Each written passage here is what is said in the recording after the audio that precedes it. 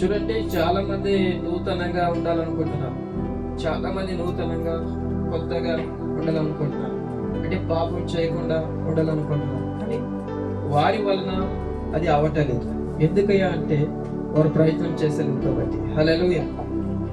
బైబిల్లో ఒక వాక్యం ఉంటుంది.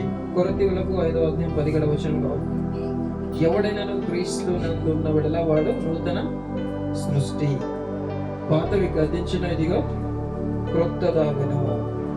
ఆమేన్. పౌలు అంటాడు,